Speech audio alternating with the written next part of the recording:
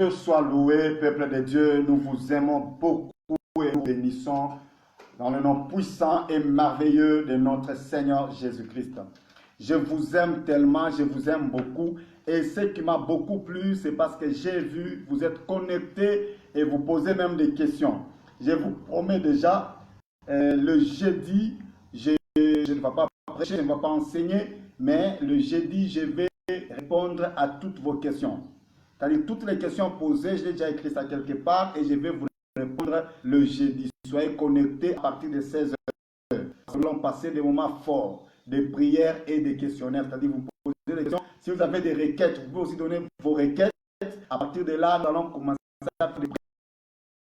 À partir de jeudi, c'est-à-dire le jeudi, c'est votre jour de poser des questions et de prier ensemble. Que Dieu vous bénisse. Toutes vos questions, soyez à l'aise, je vais répondre. Le Saint-Esprit va nous très consoler et vous allez bénéficier de beaucoup de choses. Que Dieu vous bénisse. Je répète en disant, moi, c'est le prophète Edi Munyanya qui vous parle à partir de la RDC, République démocratique du Congo, précisément à Lubumbashi, dans la province du Haut-Katanga. C'est là où je me trouve. Je suis marié et ma femme, c'est la prophétesse Anif Munyanya. Je suis père de 4 enfants et le visionnaire de ministère Jésus-Christ. Vous prenez à partir de la ville ou à partir de la poste, si vous êtes dans le Lubumbashi, le taxi Jekamine Machipicha vous arrive au niveau de Machipicha, c'est notre arrêt. Vous arrivez là-bas, vous demandez, vous posez seulement la question, soit vous appelez à mes 2 numéros que je vais vous donner. Là, vous allez me trouver, vous allez parler avec moi et c'est moi-même qui va vous donner les adresses. Le premier numéro, retenez ça, écrivez ça quelque part, ça va beaucoup vous aider.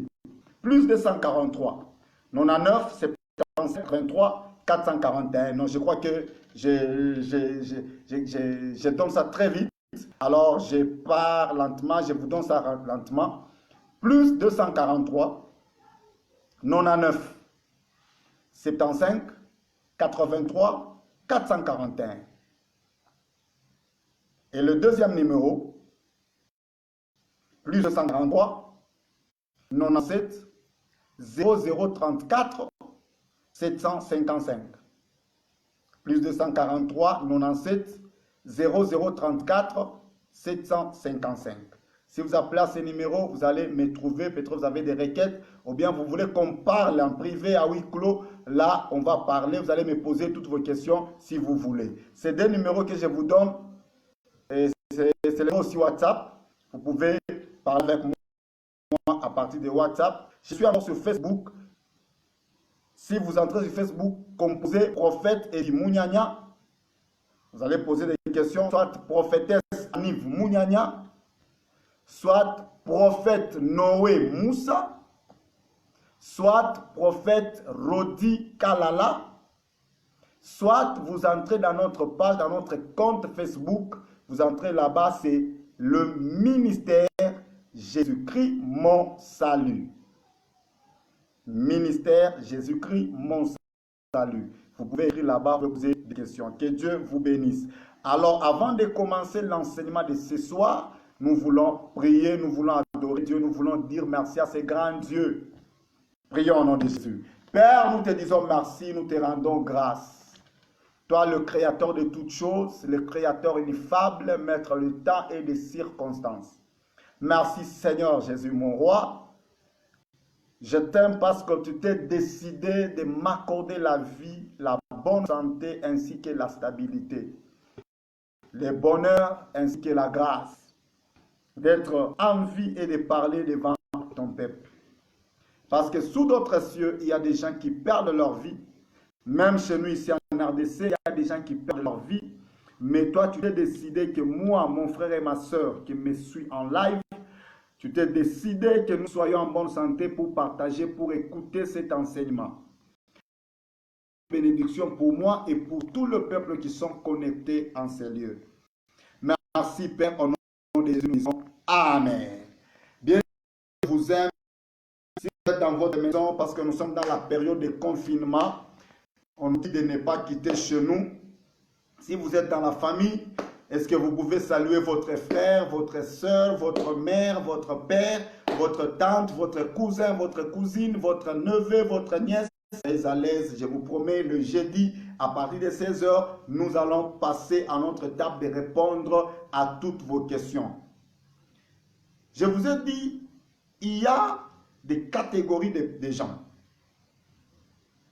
Des gens qui n'ont pas possédé leur héritage malgré la promesse de Dieu.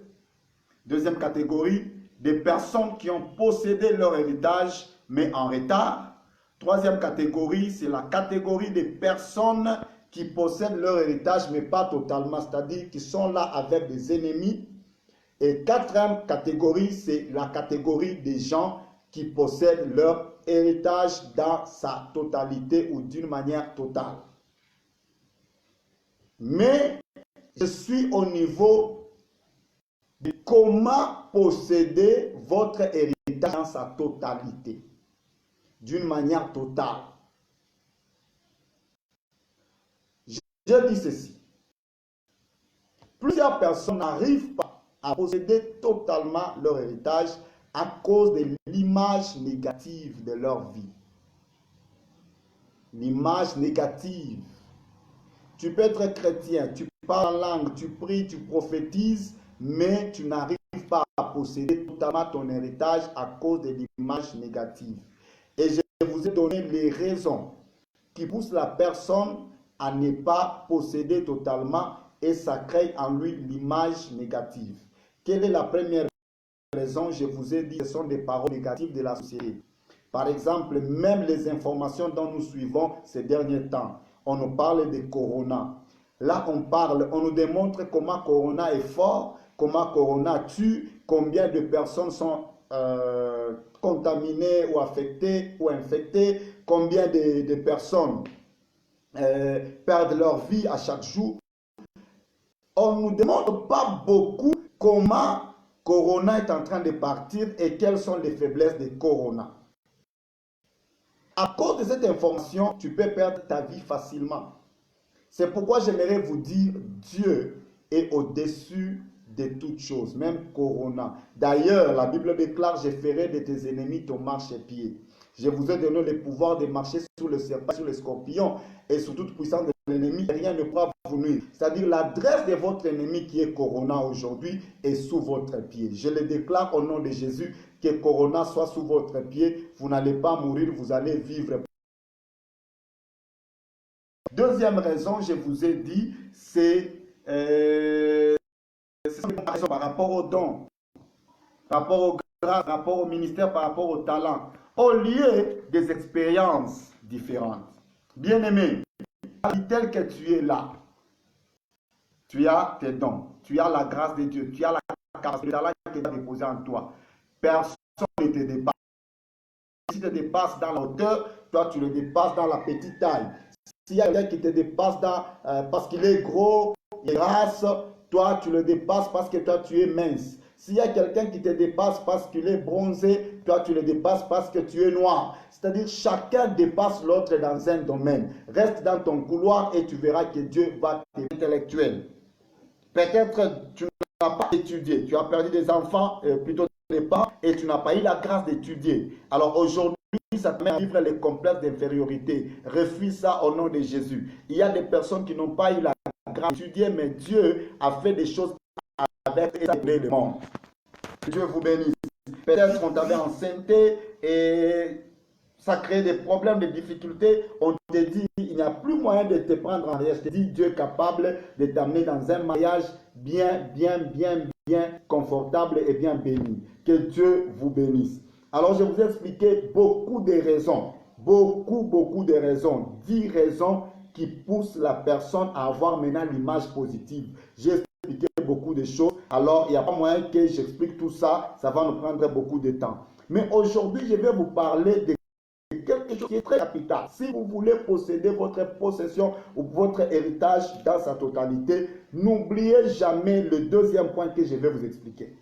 S'il vous plaît, retenez ça. J'insiste, ça c'est même la clé de la vie. Et je ne parle pas seulement aux chrétiens, je parle à tout le monde. Retenez ça, que Dieu vous bénisse. Deuxième chose qui crée l'image positive dans la vie, plutôt deuxième chose qui amènent la personne à posséder totalement son héritage. La première, je vous ai dit, c'est avoir l'image positive. La deuxième maintenant, la deuxième chose, capable de t'amener dans ton héritage totalement, c'est avoir ses objectifs.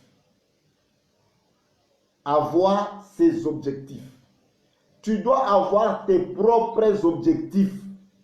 J'insiste mon frère, j'insiste ma soeur. Je crois que tu es en train de parler à un jeune. Tu as maintenant 18 ans. Je suis en train de parler à un enfant de 12 ans. Je suis en train de parler à quelqu'un qui a maintenant 30 ans. Je suis en train de parler à une personne qui a maintenant 54 ans. En tout cas, ce que je te dis, c'est très, très important.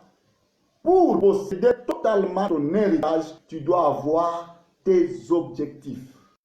Est-ce que tu peux regarder ton voisin, tu peux regarder ta voisine, ton frère, ta soeur, ton père, ta mère, pour lui dire quels sont tes objectifs? Lisons ensemble avec moi Job chapitre 5, le verset 12 seulement. Job chapitre 5, le verset 12. Bien-aimés, suivez-moi calmement, je suis là pour vous bénir. Dieu m'a envoyé pour vous bénir. Je répète, Job chapitre 5, tu peux écrire ça quelque part. Job chapitre 5, le 12e verset. Bien-aimés, en tout cas, ne rate pas cette bénédiction. Job chapitre 5, le 12e verset, nous lisons au nom de Jésus. Écoutez ce que la Bible dit. Il anéantit les projets des hommes rusés. Qui anéantit les projets des hommes rusés? Dieu. Et leurs mains ne peuvent les accomplir. Je commence par déclarer au nom de Jésus. Tous les projets que le diable et ses acolytes ont préparés dans le monde des ténèbres pour te détruire cette année, pour te faire du mal, pour te créer des problèmes, pour créer la mort dans ta vie. Je suis en train de détruire ces projets au nom de Jésus. Toi, tu vas tomber dans leurs pièges, dans leurs projets. Toi, tu vas réaliser les projets que Dieu a placés dans ta vie et ce que toi, tu as comme projet au nom de Jésus. Mais ce que j'aime ici, on dit, il anéantit les projets des hommes rusés. Et leurs mains ne peuvent les accomplir. Malgré que ce sont des méchants, ce sont des hommes rusés, ce sont des personnes qui veulent détruire. Mais Dieu nous enseigne quelque chose. Ils ont des projets. Dis à ton voisin, ton ennemi a des projets pour cette année. Comment te renverser, comment te détruire, comment créer le divorce dans ta famille, comment créer l'avortement, comment t'empêcher à ne pas avoir maternité, comment être veuve. Ils sont là en train de préparer, de faire des projets, d'avoir des objectifs pour toi, pour te détruire. À chaque début du mois, de l'année, de la semaine ou de la journée, le méchant font toujours des projets, ont des objectifs à atteindre. Comment t'empêcher à ne pas avoir ton diplôme d'État? Comment t'empêcher à ne pas finir l'université? Comment détruire votre fiançailles? Pendant que toi tu es là, tu dors. Et dans le monde des ténèbres, prépare, font des projets. Regarde ton voisin, dis-lui, pendant que toi tu dors là, tes amis préparent quelque chose. Bien-aimé, dans le monde où nous sommes, si tu manques des projets, tu ne peux rien faire. Tu ne peux pas posséder. Quelqu'un m'a posé sa question. Et qu'est-ce que ce monsieur a dit? Papa, comment découvrir que ça c'est ma destinée? Pour découvrir ta destinée, d'ailleurs, je réponds à ta question. Pour découvrir ta destinée, tu dois avoir des projets. Tu dois avoir des objectifs. Tu dois sentir que tel que je suis là, je sens que Dieu m'a créé pour être ingénieur. Et tu commences à te comporter selon ce que tu sens, selon la prophétie que Dieu t'a donnée, selon les rêves que tu as, selon la vision que tu as, selon l'objectif que tu as. Tu as quel objectif? Quels sont vos objectifs dans la famille? Papa, vous avez des enfants. Vous avez des filles et des garçons. Quels sont vos objectifs pour vos enfants? Vous voulez faire quoi cette année pour vos enfants? Vous voulez les amener où? Vous voulez les donner quel enseignement? Quel chemin à suivre?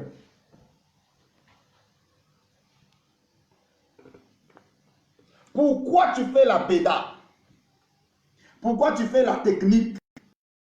Pourquoi tu fais l'informatique? Pourquoi tu fais l'anglais? Celui qui manque des objectifs emprunte n'importe quel chemin. Quelqu'un peut venir devant toi pour te dire, mon frère, je vois que non, il faut quitter la pédale et je crois que moi je te conseillerais, il faut faire la biochimie. Tu entres dans la biochimie. Et l'autre vient pour te dire, non, non, je te vois, toi tu es tellement mouvementé et puis tu as de la force, ne fais pas la biochimie, va faire la technique, tu pars. On te dit, non, tu vois, dans l'église où tu fréquentes, moi, ce n'est pas normal, il faut que tu changes d'église. Tu changes d'église. C'est lui qui n'a pas des objectifs. Et comme quelqu'un qui est emporté par n'importe quoi. Tu as 30 ans. Quels sont les objectifs que tu veux atteindre dans 5 ans? Bien-aimé, la vie se prépare. Le ministère se prépare. Le don se prépare. La grâce se prépare. Le talent se prépare. Tu es joueur. Tu veux être connu dans le monde. Qu'est-ce que tu fais pour atteindre cet objectif? Si tu veux devenir un joueur local, tu vas rester un joueur local. Si tu veux devenir international, tu dois avoir des objectifs. Quelles sont les heures où tu vas faire les entraînements? Tu ne dois pas faire les entraînements comme tout le monde. Dis à ton voisin, tu veux être qui dans la vie? Qu'est-ce que tu veux avoir dans la vie? Tu veux que tes enfants réalisent quoi? Tu vas amener ta femme où? Que Dieu vous bénisse. Je sens que je parle à quelqu'un. Regarde encore ton voisin, pose-lui la question. Quels sont vos objectifs? Bien-aimé, tout celui qui marque des objectifs, je vous dis, échoue dans la vie. Quelle que soit la prière d'objectif. Même Jésus était venu ici avec ses objectifs propres, bien déterminés, bien définis. Je suis ici pour mourir et pour ressusciter, pour récupérer, pour racheter. Que Dieu vous bénisse.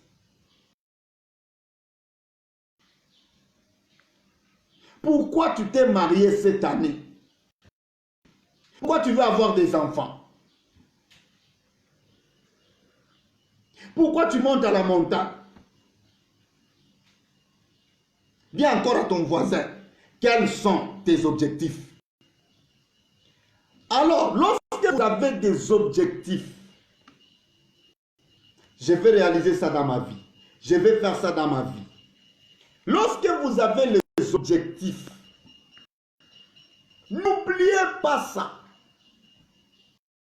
Si vous avez un stylo, écrivez l'enseignement de ce soir. N'oubliez pas ça. Ce que je vais vous dire, retenez ça bien. Je dis notez bien, nota bene. Lorsque vous avez les objectifs, il faut les écrire quelque part. Écrivez ça quelque part.